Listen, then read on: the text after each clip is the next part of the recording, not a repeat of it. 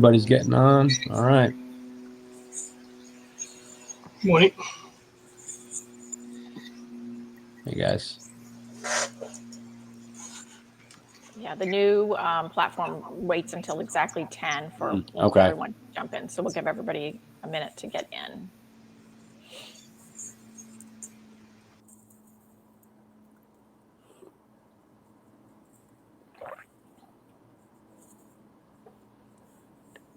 Jason Soto, what map is behind you? Oh, you're in KC? You have a KC logo. Does that mean you're in KC?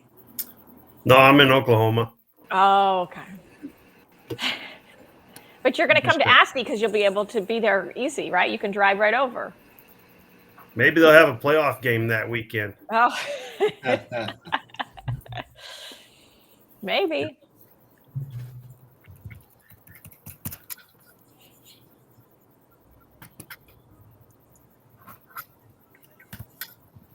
It works from my phone. Here we go. People are getting in.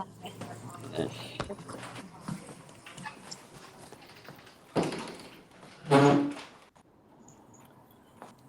going to give it about 90 more seconds and then we'll get going. Okay.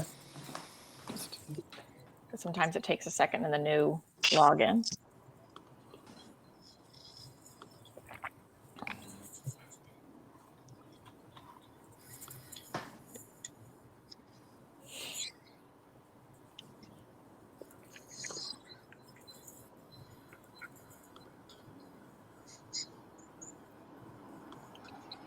All right. One more.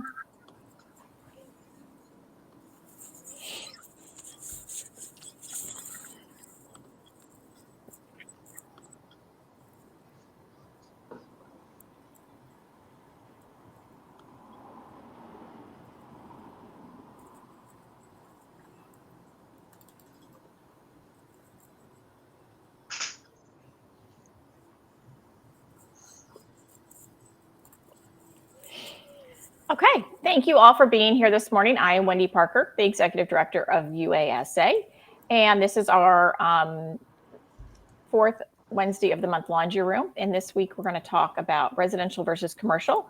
This is going to be kind of led by David Oliva and Jason Fletcher, but it is a brainstorming session, and we want to, those of you who have started exploring commercial, to also share your ideas and your experiences, and so we can all learn from each other.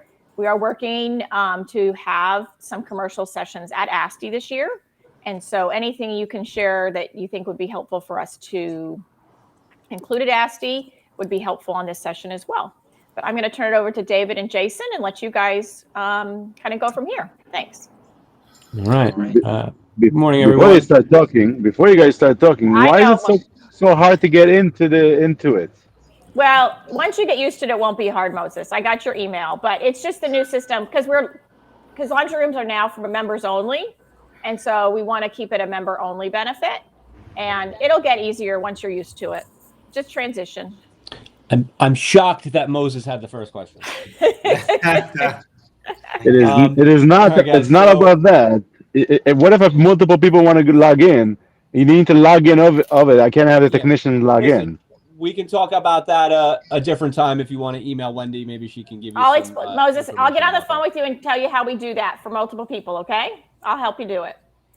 So we're going to discuss commercial versus residential. Jason and I both do some commercial work. Our company has started doing commercial work about a year ago.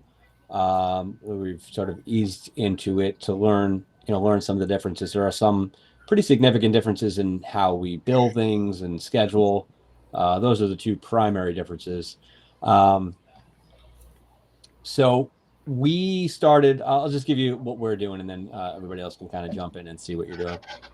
We started out doing just hot side service. We don't have anybody available for 24/7 refrigeration or anything like that. So we've intentionally avoided that and just work on cooking products. We have done some work for school districts, movie theaters, one-off restaurants, and a little bit of work with Costco on some of their combi ovens. And so what we're finding is that the machines, obviously the basic functions and the basic way they work are similar to residential products. In some circumstances, they're simpler. There's easier access to the components. Sometimes the work environments are more difficult because you're in a working kitchen. Some of the machines are more complex. So there's this brand we work with, Oliva. They make these combi ovens. They're German. So if you're familiar with German residential appliances, you know they're complex. So now imagine a German combi oven that has steam and heat and gas, and it's about as big as a wolf range, and they're both stacked on top of each other. Those can be more complex. Billing is certainly different. Where with residential, we're looking at primarily flat rate or job rate. With commercial, we're doing travel and hourly labor. So figuring out those rates is a challenge. So that's what we've been doing and working through for the past year or so. So Jason, why don't you tell us maybe what you've been doing? Yeah. Good morning, everybody. I'll just briefly kind of give you my background. I would start off with all residential, and then about a year and a half ago, I got my C38, which in California is a contractor's license. My goal was actually kind of to move out of the residential and get strictly into commercial, and specifically commercial refrigeration. We're about 85% commercial right now, maybe 15% residential, just kind of filling the gaps.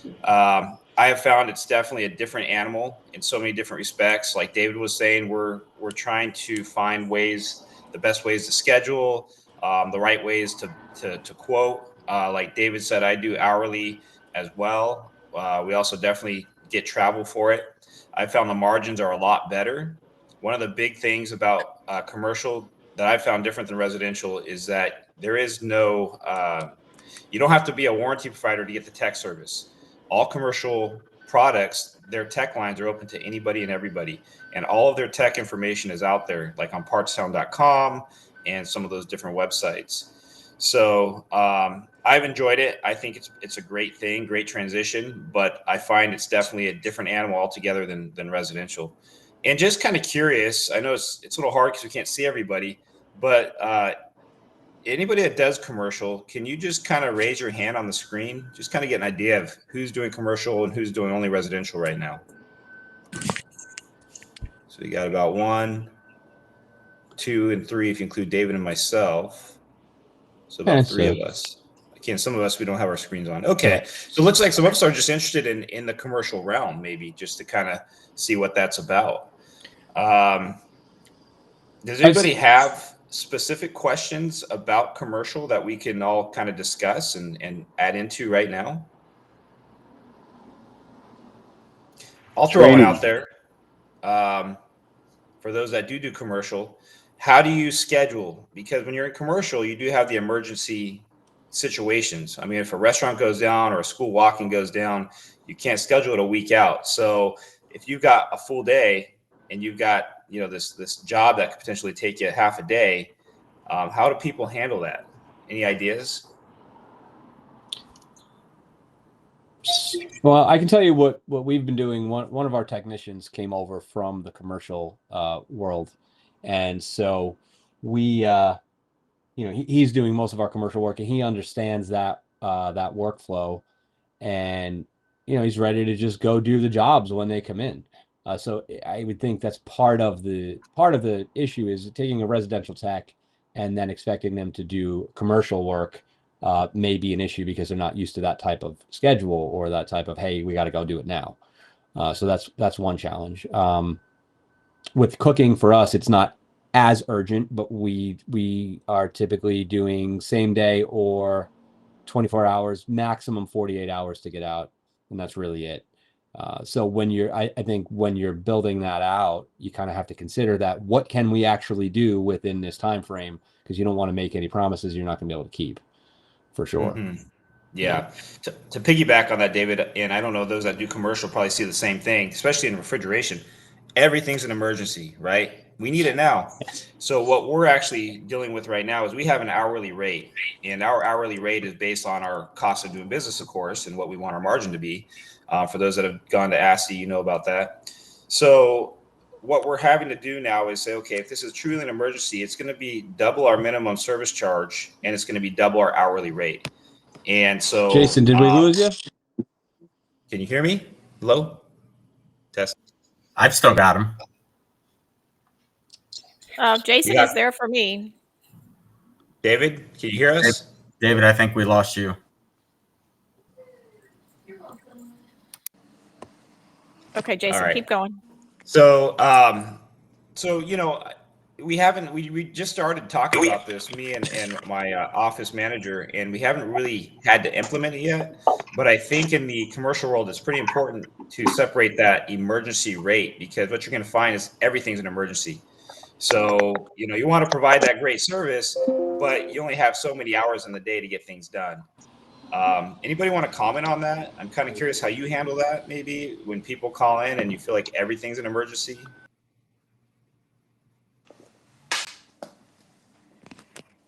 Tony, you had your hand up, didn't you? Did you do some commercial? Yeah, my connection's going in and out. I'm not sure if it's me or the other side. Can y'all hear me? Yeah, hear you. we got you, Tony. All right, I'm back. Yeah, we do some commercial, and honestly, we don't have an emergency rate. I heard that part of the question come up. I mean, we've handled it very similar to the way that we're handling residential service. Of course, if we get a commercial call, we're doing everything. Yeah, but we're not offering any type of emergency service. We're not doing any type of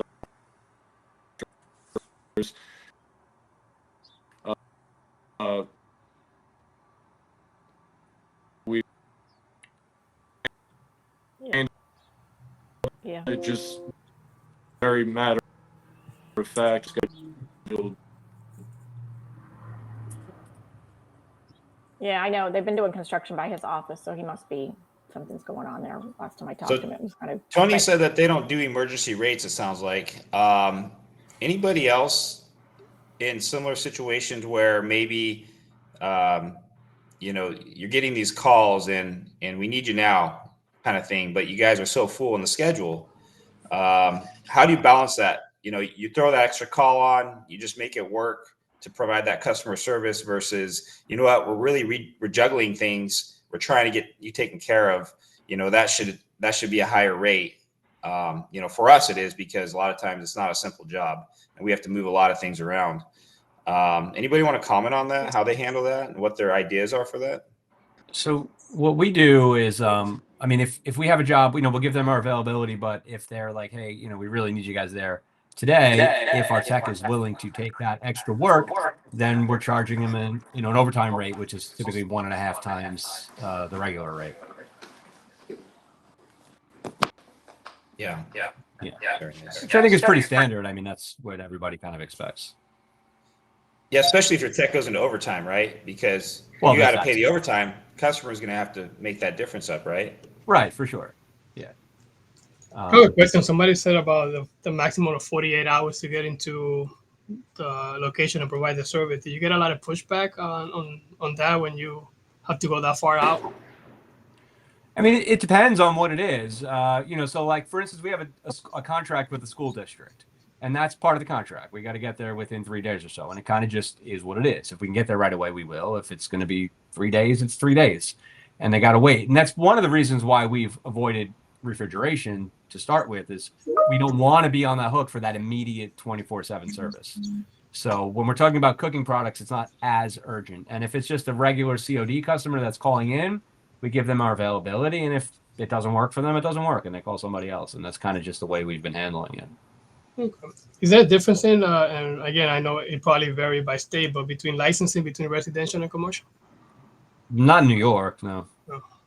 I don't In know. California, legally, and every state's going to be different, but California legally, you legally can't do anything over $500 parts and labor without a contractor's license, which every appliance, residential appliance contractor is out of compliance on that, right?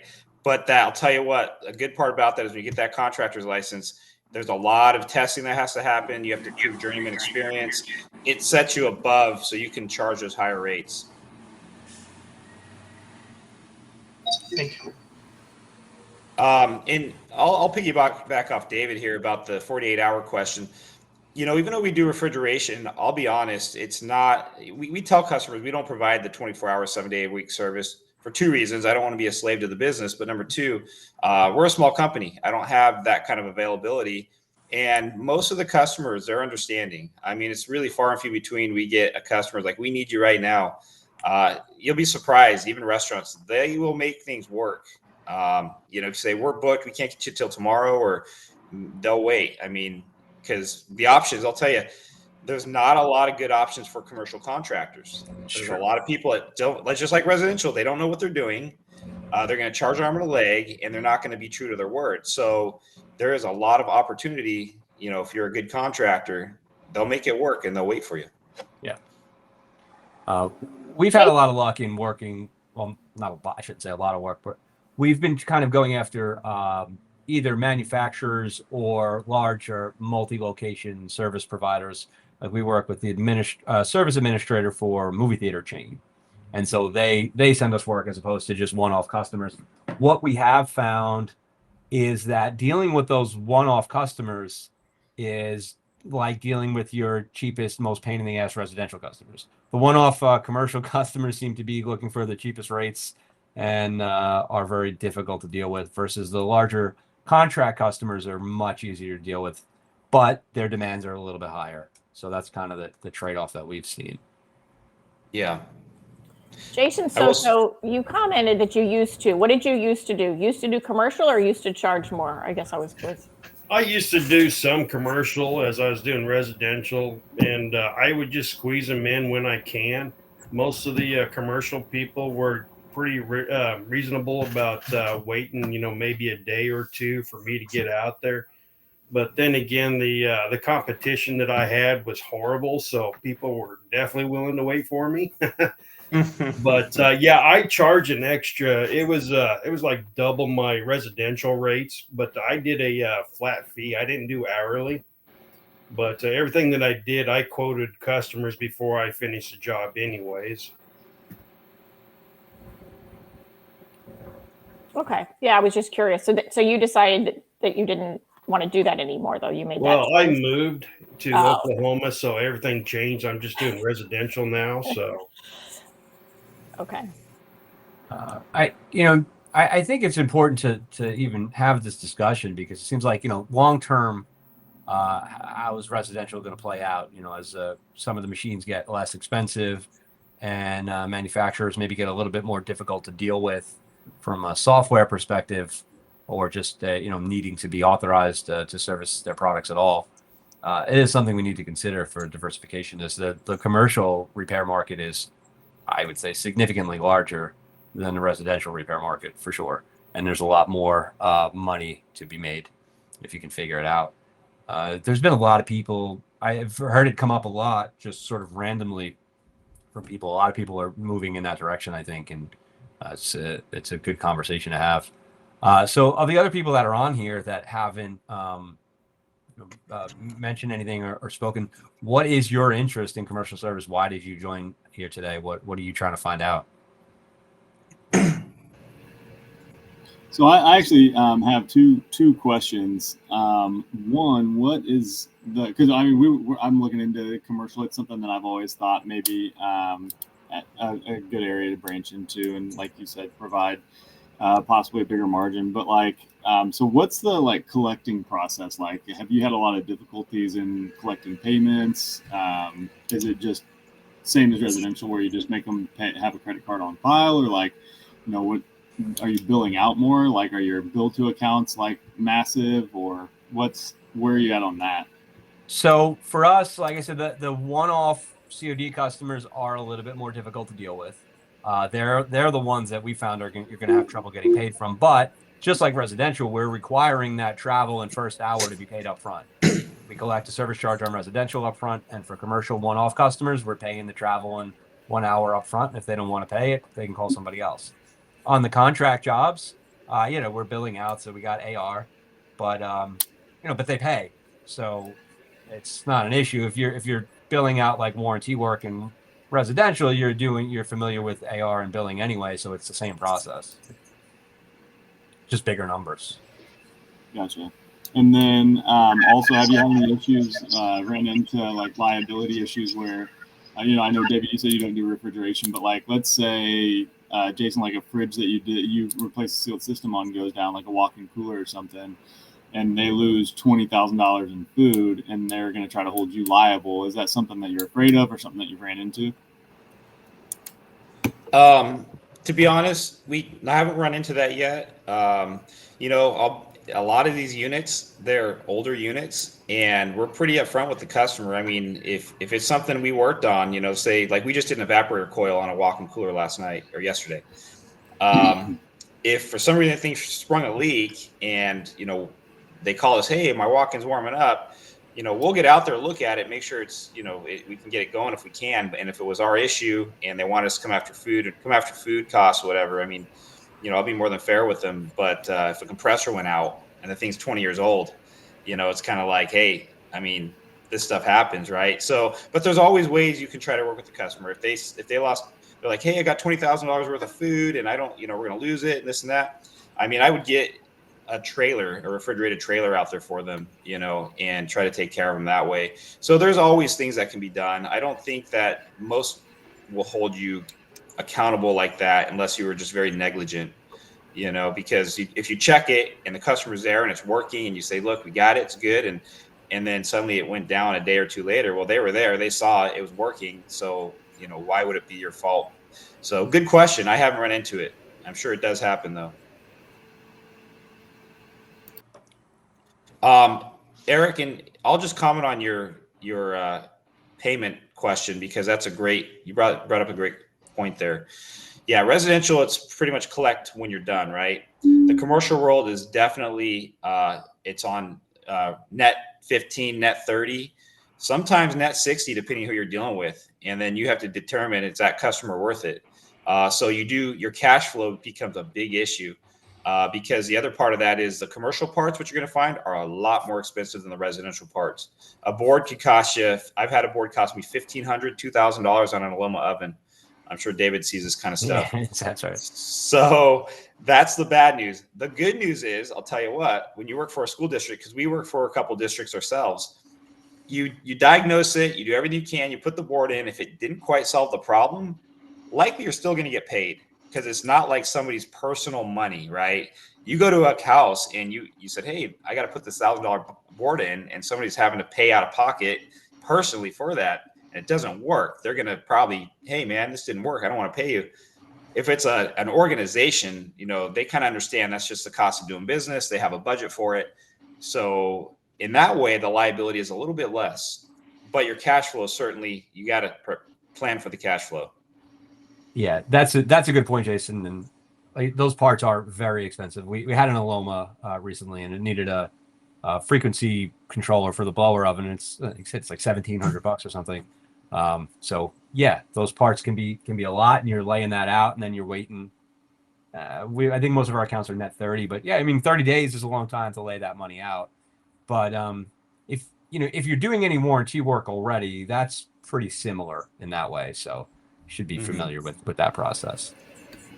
Yeah. What about like parts distributors? Oh, sorry. Sorry, Wendy. Tony Caruso Jr. has his hand up, and then we'll come back to you, Eric.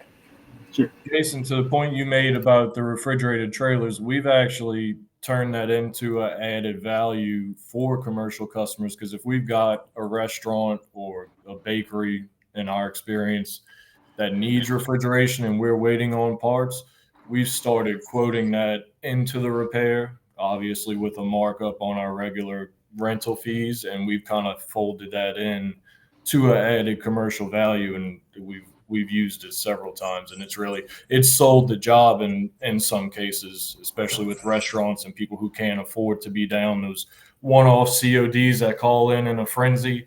It's sold a fair share of jobs having that available. That's awesome, Tony. Yeah, I've heard of a few people doing that, and that's actually in my plan to get one of those. For that reason, you can make money on it, but if you run into a bad emergency, you can have a backup, take care of a customer. That's great. Tony, are you partnered with somebody that has trailers, or do you actually have them in inventory? Yeah, no, we've got a fleet. We started renting them out probably 3.5 years ago, so we've got a fleet of them now, and I try to keep at least one in reserve. That way, if we have something that happens or a repair goes sideways and it's our fault, I'm gonna get it out there at no cost and try to save food spoilage or whatnot. So, in an ideal world, we're adding it on as a line item to the sale. In a not ideal situation where we're at fault, I'm doing it as a fail safe out of good gesture. Cool. Eric, you had a question, another question? Yeah, I was just going to ask part distributors. Do you just use is Marcone still doing commercial, or are there commercial vendors or distributors that you use? As far as I know, Marcone stopped selling commercial parts fairly recently. But we use, I mean, Partstown has pretty much everything. They're also the most expensive. Global Commercial Parts is pretty good. We've been using them. Those are the two we use the most often. And the thing about Partstown is you're usually not going to get any discount off a list price from Partstown unless you are an authorized servicer for some of their manufacturers that they're selling parts for. So that's an issue for sure. Eric, that's another great. I'm sorry. Did somebody have something to say? No, I was just gonna ask because somebody said about Tech Force, right? We can. It's hard to utilize the residential technician to go do now and change over to do commercial. So definitely there will be some difficulty there, and we have difficult trying to find technician as it is for residential. So what is the pipeline for technicians out there for commercial? I mean, I think there's actually quite a few commercial techs out there. It's if you're just starting out, I think that's the biggest challenge because it's hard to hire a commercial tech if you don't have full-time commercial work, right? What are you going to have them do? So you got to train them on residential, which I think is more difficult. I think a commercial tech has a harder time going to residential than vice versa. However, if you're a member of certain other organizations, they do have a lot of training available for commercial technicians. Right from fundamentals all the way up to complex, and it's out there. So you do have options for training new techs into commercial, but I honestly think it's a bit easier to take a residential tech who's skilled and train him on the commercial products. The challenge there is the sort of scheduling type differences between residential and commercial. So it's a difficult transition in the initial period. I think once you got everything set up, I don't know that it's any more difficult than finding residential techs, which is difficult, but it's not necessarily more difficult, I think. I'll add to that, David, because that's a great question. What I've found with the commercial world is because your technicians have to be, in my opinion, a little bit more on it, because you're going into businesses. Some of this equipment could be up to $50,000 to $100,000 you're working on. So you don't want to hire a guy that probably has no experience. I've come to the conclusion that you're going to find you want to find guys that have good experience or some experience, and you can still train them up. But you've also got to be willing to pay them very well. And it shouldn't be a problem because the margins you're going to make in commercial should make up for that. So, my experience is you don't want to try to start somebody, lowball them on money and expect that they're going to learn commercial. You got to pay them a good wage, a good salary, a good living salary, and you'll probably have a great technician. But yeah, the other part of that I would say is depending on what you want to do in commercial, if you're going to try to do everything, that would be hard to train a guy up. I found it's actually easier because we just do refrigeration. To train a guy up on only refrigeration is a lot easier than train a guy up on 6 different types of residential appliances. I can get him trained up a lot quicker and a lot more in depth. So just depending on how much you want to take on, what different types of appliances, it could actually be a little bit easier in that regard. Thank you. And I think that's an important distinction, Jason, that you don't necessarily want to jump in and just take on everything, right? Like I said, we're not doing refrigeration. You're not doing hot side. And there's reasons for that. It's because you want to be equipped, especially with a commercial customer, especially with somebody who might have 20 locations. You don't want to mess it up. You want to know what you're doing and get that additional work. So focus on what you can do. And then if you can expand on that in the future, then you can do that when you're ready. Absolutely. I agree. So some of the other guys on here, I'd like to hear your reasons for wanting to join this call today, and kind of what you're interested in, and why you're interested in commercial. And see Kevin and Chuck, maybe Scott, Gary. What do you guys think? Make me just call on somebody's name and make you start talking. Here we go. Hey, this is Kevin with Accurate. So, yeah, we have two divisions to our company, and we have for a long time. We have a residential division, which we have 14 technicians, and then we have commercial, and we have 12. We've operated them up to this point as almost separate companies. We have commercial techs and residential. There's no lending there. Even our CSRs and dispatchers are separated, where we have commercial CSRs and residential, just because the routing and the dispatching is so different. More recently, I've been trying to look for ideas where we can have a little bit more synergy between the two divisions. And that was part of my reason for joining the call, just to kind of see how other companies are doing it and try to get any best practices. What would you like to see sort of merge together, Kevin? What do you think, just off the top of your head? Well, to me, to some of the points you guys have brought up, I think scheduling and routing residential is a little easier than commercial. We do emergency service. We only do the cold side. We don't do the hot side at all. We also do a lot of school districts and movie theaters and franchise restaurants and stuff like that.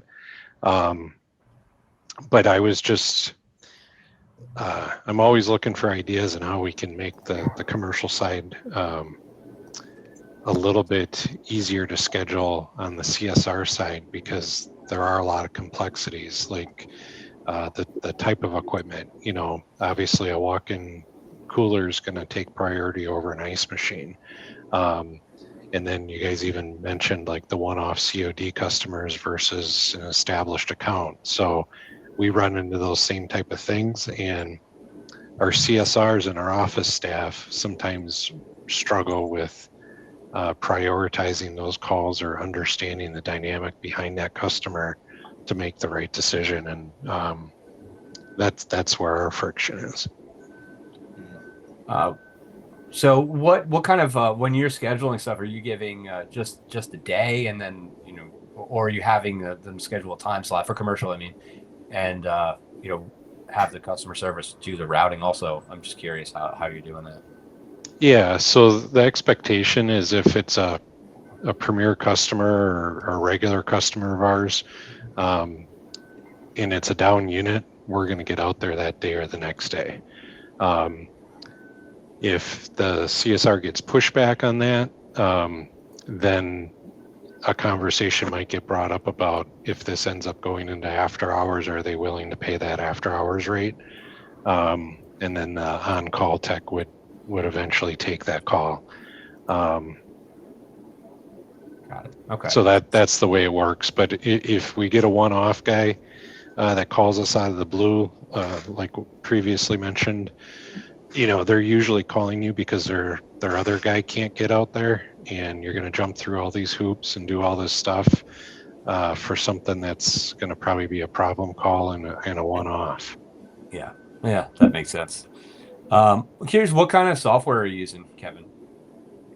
We're on ePass, but we're actively looking at getting off of that. We don't feel that it serves the commercial market very well. Yeah. Because in some softwares you can sort of build in on the back end a priority, like priority list, like this type of job has highest priority. So that way the customer service rep doesn't have to make that decision. It's just you've already built it in on the back end. Just something to think about. Yeah. Kevin, do you guys set emergency rates? Like you were saying, you got your schedule set, you got this walk-in cooler that went down. Are you just trying to kind of fit them in, or do you kind of set a different rate because you're going to try to jump through these hoops and get them taken care of? No, we don't have an emergency rate or a priority rate, with the exception of like I kind of mentioned, if someone was calling in, say at 1 o'clock this afternoon, and they really wanted somebody out there today, and the route board's full, they're gonna tell that customer we'd be able to get out there tomorrow if it was a premier customer. But if they push back on that, then that's when the after hours conversation would start. And that's at an escalated rate. That's at the time and a half that you guys discussed. I see. Okay. Can I ask why, is there a reason why you haven't implemented some sort of emergency rate for those calls that come in where you would have to jump through, some hoops to try to get them taken care of like that day or within a couple hours? We have a lot of regular long-term customers that do a lot of preventative maintenance with us, and I just feel like the expectation is if they're calling us for service, they're expecting us to deliver that 1 or 2 day service at a normal rate. Okay, so you're kind of on the maintenance contracts with some of these people, sounds like. Yeah, cleaning ice machines and condenser coils and stuff like that. Gotcha. Kevin, I have a question for you since you've been doing commercial for a long time and new at it. How are you marketing, right? I found that like regular old pay-per-click works okay for residential, but doesn't seem to work at all in my experience for commercial. How are you getting new customers for commercial work? Word of mouth. I know you guys brought up the school districts. I mean, at least in our area, if you get in with a school district and you treat them well, all those food service managers, they talk, you know. So if you get in good with one school district, it kind of grows from there. And then the other thing is just having good relationships with the dealer network in the area. Oh, okay. The people that are selling the new equipment, you want to make sure you have good relationships with them. That's a good point. A question: what's the average of calls ran per day on commercial? For us, we probably do about 43 calls a day. So per tech, that's what you said. You have 14, so that's like just 12. A couple of jobs per day. We have 12 on commercial. Okay. But some of those are longer jobs. I mean, if we're doing evaporator coil replacements on a walk-in, that you're tying up 2 guys for the day on that typically. Yeah, that's. Go ahead, David. Well, I was just going to say that's one thing that I've noticed over this years. It's commercial jobs, even the hot side. It just takes longer. You're in the kitchen. You got to wait for the cooks to get out of the way and let the oven cool down because inevitably they're using it when you get there. And you're billing for that time, but the job just takes longer, so you're going to do less per day, which seems to make sense. Yeah, for us, it also depends how far we're traveling. We do warranty work for a manufacturer, and they pay us travel. They pay us pretty well. But some days we might travel 3 hours each way for that manufacturer. Oh, wow. Okay. And it's paid, right? But that's an all-day thing for one job almost. So yeah, depends. I have noticed that the average job for us has been a little bit more than double our average on residential, which is already fairly high because on residential we're only doing high end pretty much. So we're doubling our average job, and the conversion rate is about 90 to 95% of the jobs are getting sold. Nobody's declining them on commercial. So that's a big plus for sure. You're not running around wasting time just collecting trip charges. So exactly. Yeah. I'm going to add another point. I think Kevin had mentioned this about parts, and I don't know, maybe other people can chime in on this that do commercial, but I've noticed that that's a big difference from residential as well. In the residential world, you go to the exploded view diagram, you get the OEM part, you get it delivered, or you pick it up and you put it in. For commercial, a lot of times I go to like RSD, Refrigeration Supplies Distributor, or Slakey Brothers, give them the specs on what compressor we need or what evapor coil we're looking at, they match it up and we can get it right then and there. So there's not a lot of OEM per se ordering. You just go and you can replace parts that will work essentially, especially for the same day type repairs that you need to get done. Any comments on that? Yeah, I mean, with the exception of like specific electronics, like on a Loma, per se, yeah, there's just a whole bunch of different options out there for parts. And just like on some of the residential stuff, they're all sourcing it from the same, ignition module builder, and then using it in their ovens or something like that. So generics or going to the actual component manufacturer makes it a little bit easier to source the parts. And so if you go to the OEM part and it's $600, you can find that same part made by whoever actually makes that component under their name for significantly less. And you can still, honestly, you can even still bill out at the other rate. It just depends on what your structure is. But yeah, finding parts is a little bit easier, I think, for sure. There's a couple questions in the chat. Soleo Ticum asked, what about ice machines? Do you service those? I mean, we don't. Jason, do you do? Because we're not doing any refrigeration. Yeah, ice machines. I'll comment on that. I love ice machines. In fact, we do the warranty provider I told you about. It's through Scotsman. We do Scotsman, Hoshizaki, and Isomatic. We're authorized service providers for them. I will tell you, the ice industry, I think it's maybe like some of the residential manufacturers, they're very specific about who they want to do their warranty work. They don't have a large network, but the people they do have, they'll pay them very well, and they'll jump through hoops for you to get out and look at their stuff. I found ice has been a big niche for us because for whatever reason, people don't like to do it, or they're intimidated of it. They don't understand it. But once you've seen them, they all operate the same way. Commercial ice and the residential ice machines. Most of the customers, they're going to buy a $3,000 to $5,000 nugget machine or something like that. They're going to pay at least half the cost of that to get it fixed. What about training on them? Do the manufacturers offer training on all these different ice machines, like in person? Absolutely. Yeah, they do. If you're interested in trying to become a warranty provider, they'll probably even ask you, hey, come to one of our trainings. It's coming up somewhere in your area, and they'll get you on a list. We did that for Manitowoc, hoping to get on with them, but then we found out they already had a service provider and they only use that one guy in our area. So, but we're trained up. So if that provider leaves, then we're ready to go as a provider. So, thank you. And then the other question from Gary Parsons, or I think it's Gary, maybe it's Jerry. Where are you getting training for commercial? And I think obviously from manufacturers directly, but there is another organization, Safisa, where that a lot of people are members that I've heard of people joining, and they are the commercial food. I don't know what all the letters stand for, but Safisa is what it's called. Yeah. Actually, go ahead, David. Well, I was going to say, we just joined, and there's a lot of trainings available. And if you're a member, it's a discounted rate on the training, and they've got everything from like day one basics for a new tech all the way up to specifics on certain types of machines and stuff like that. It's pretty comprehensive, and there's a lot of them, so it's a good resource.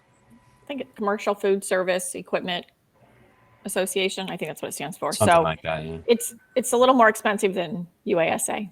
It's a lot more. And like we said, we are working to get some of those trainings going at ASTI this year, and we'll probably just start with a couple things because it is there is an organization doing it. We're not trying to reinvent the wheel, obviously, but things that you guys could get into like ice or microwaves and things like that, we probably will be offering. So, Joe, did you have any other questions? I did have one because I've had some commercial machines we started to dabble in a little bit. And I saw that when I was trying to find a compressor on a $2,000 refrigerator. So it just wasn't worth it.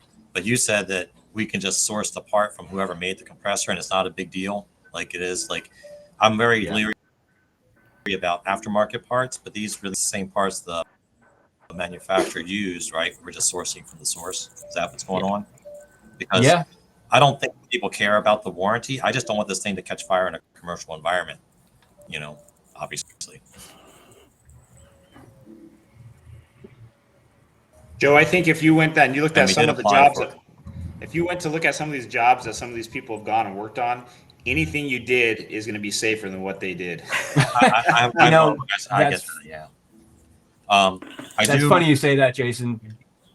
Sorry, Joe. Go ahead. No, that's okay. I was going to say I definitely get that we operate a little bit better than the our fly by night competition in the area, but I still don't want to open myself up to any kind of like freaking liability issue with like using an aftermarket part, especially on the 290s and the 600s. I think manufacturers drive a lot of that conversation about liability for using aftermarket parts. Okay. I don't know if this is the platform for that conversation necessarily, but I don't know that actually exists. And kind of to Jason's point, whatever these guys were doing, like our school district that we just started working with, we were out there the other day. My tech calls me. He's like, I don't know what this last guy was doing, but everything is like rigged together with all sorts of stuff, and so it's kind of hard to be worse than what's out there to a certain extent. Okay, that's good to know. We're moving forward in this direction, so we're gonna open up our divisions probably in the next 12 months. Nice, good. I'll add one quick thing on the ice makers, and this is kind of overall for commercial. You'll find that a lot of these companies, they'll be willing to put you on a PM schedule as well. So their condenser cleanings on all their equipment, maybe even rooftop units, especially the ice machines. I mean, that's been great for us. We usually get contracts every 6 months to do their descaling and sanitizing. That's kind of involved, and that stuff will really ruin their ice machines. And the people that get it, they'll pay for it. But the ones, the restaurants that just wait till it breaks, they're not going to worry too much about it. But it can be a very great recurring source of revenue and book of business. Yeah, we actually are starting to do some commercial ice machine cleanings now because it's not that complicated, but it is time intense. And we're moving towards, like, that's why I was asking about the training, because obviously you're going to eventually cross the line where it doesn't need to just be cleaned, it's broken, and we need to fix something. And we need training on that. The 290, I don't have a lot of experience with. I just imagine it's probably slightly different than 600, but same concepts. It's like almost exactly the same thing. Okay. Just same. Can we use the same 600 equipment, or you got to use 290 equipment? I mean, the scale, the gauges, the 600 gauges, I think even have a 290. Okay, so there's no contamination issue. They use the same oils and everything. I've used the same one. Never had a problem. Great. That's perfect. Yeah, the 290 just operates at higher pressures. Okay, I just wasn't sure if it was an oil issue, because sometimes you'll have an oil difference and contamination issues. But if they're the same, we're gonna start diving into this sooner than later. There's a question as far as parts. Do your technicians bring them with them, or is it direct ship to the site? Anybody can answer. Kevin, maybe you answer this question since you're in a little deeper than most people. I would definitely bring them with you, not ship them to the site, because if you ship them to the site, you're going to get lost because it go over to this guy, and then it get pushed over to this guy, and now you're searching the place for this part. I would take parts with you. Yeah, that's what we do. Yeah. I think that's good practice for anything, because you can't trust the customer in any situation, I think, to receive a part, although I know some people might disagree with that. I'm looking at you, David. But in a big place, like if you're going to like a school or a Costco, right? It's an enormous building. If you got to go looking for that part, you could spend an hour trying to track it down. So I don't know that it's versus a house. It's it is where it is. So there's that. Plus, there's just chain of custody. Like it's less likely to get broken if you have it than if someone who doesn't even know what it is has it. Exactly. So I think that's another good reason. I haven't been a fan of shipping directly to it, although I know a lot of people I know who do a lot more remote locations do it. Kind of jealous that they do that and they can get away with it as well as they do. I haven't figured it out yet. To add to that, I'm sorry, since you're bringing the parts with you, do you have the technicians, I'm assuming they drive a different type of vehicle or larger vehicle? I'm not sure how really big these parts can be. Do they have do you have a specific requirement when it comes to vehicle size? we're using full-size Ford Transits with the mid-roof. And Kevin, is that for stock or equipment or both, or like versus a smaller vehicle you would use for residential? We've been using the small trucks for our commercial work, but we're not doing refrigeration, so we don't have any enormous parts or big equipment. Yeah, well, part of that is we have a ladder rack on these trucks, so we have a 16-foot ladder, 8-foot, and a 4-foot. So the ladder racks are consideration, and then walking coil is 6 feet long. You need room to put that. So yeah, that makes sense. And then even like with the different refrigerants, we've got anywhere from 2 to 3 refrigerant racks in each truck. Oh, if you're working on walk-in coolers and stuff, those condenser units are usually outside up high, so you're definitely going to need ladders. Yep. That's a really good point. Devin is asking, do you stock those commercial parts or order them once the inspection is completed?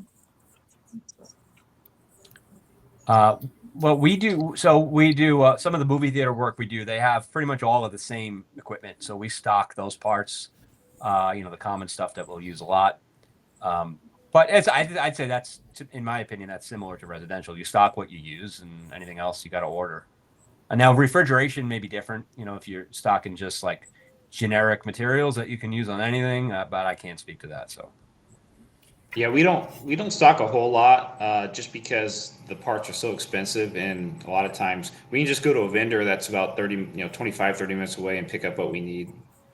Oh, the other point on that, I think, is if the commercial customers understand that if they want that part next day and we got to order it, they're paying $150, $200 in shipping charges. That was I was thinking for a commercial with the urgency, I think they'd be open to just express shipping, especially we don't have any part suppliers in our area, honestly. Right. So we have to ship everything in. So I think, they want their ice machine fixed tomorrow, they're going to pay for overnight. And I think they'd probably be open. That's understood. I don't think that's even a question. Yeah, I that's kind of where we don't have a choice here, so it just has to be done that way. Yeah.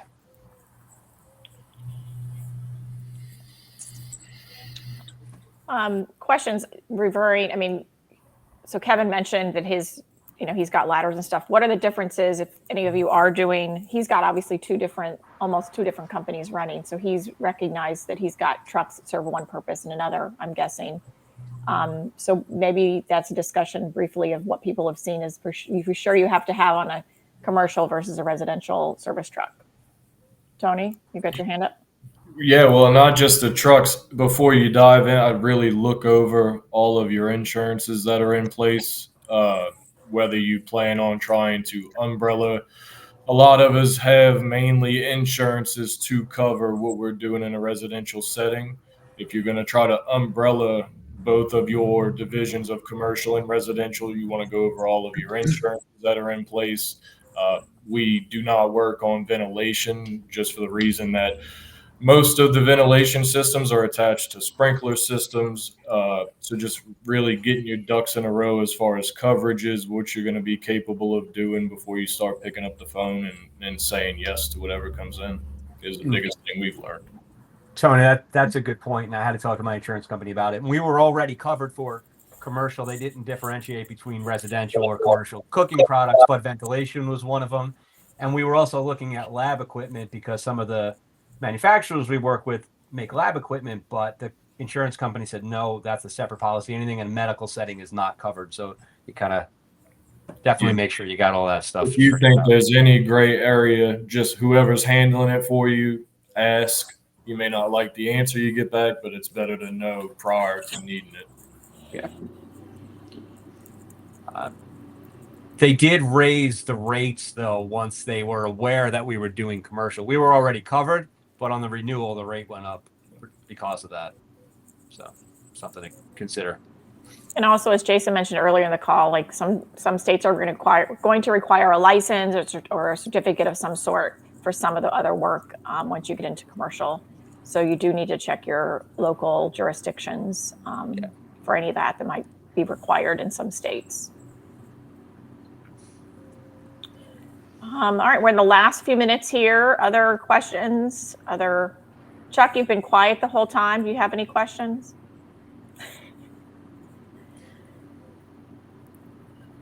No. No. Oh, maybe he's trying to figure out how to unmute. I have a question. How does the quoting typically work when you're charging hourly? Do you basically give once you diagnose it, you give an estimate on what you think it might run it, and then that's what they're approving, or how does that work? That's what we've been doing. For some of it, we're just like on some of the contract work, we're just kind of billing however long it takes, and they don't necessarily ask. And some of it, we're giving but it's like an actual estimate versus a residential estimate is not really an estimate, right? That's the price they want to pay. But on the commercial side, we're like, well, we think it's going to take this long, but this is an estimate. And if it takes longer because of X, Y, Z, it's going to be more. So you're giving them a general idea, I think. And then, it's usually pretty close unless there's some weird circumstance, like they're using the oven and you got to wait an hour for it to cool down. So, that's, yeah. That was going to be my big question as well. Like, is there any kind of guidelines in the industry for what commercial pricing should be as opposed to residential? Because if all you have is residential based on it, it shouldn't be the same. It should be higher. Joe, you're probably pretty good at CODB, right? And what we Yes. did to come up with the hourly rate was we took that, and you know how you're doing that sort of efficiency factor and how many jobs you complete a day for a flat rate? You can take that same CODB number, let's say at 100% efficiency, it's $200 or whatever an hour, right? And let's, just put like a 80% efficiency factor on it. So now you're going to charge $220 an hour for commercial work. And that's kind of that's how we came up with those numbers. Okay, that's good. You can play around with it, but that's the general idea. So. Yeah, that's exactly how we did it too. And Joe, just like you, when I first started, I wanted to use flat rates. I'm like, how do I do flat rates? I don't have any clue how to do this. And I realized it's a moot point because the commercial world is just so different than residential. You really can't do flat rates. Yeah. At least in my opinion, it's too hard. Okay, that's good to know because I've been struggling with that, and I'm like trying to figure this out. But I kind of like this idea where you kind of give a rough estimate, and then if you hit it, great. But it could change, and you just tell them that ahead of time. That's what you're trying to say there, right?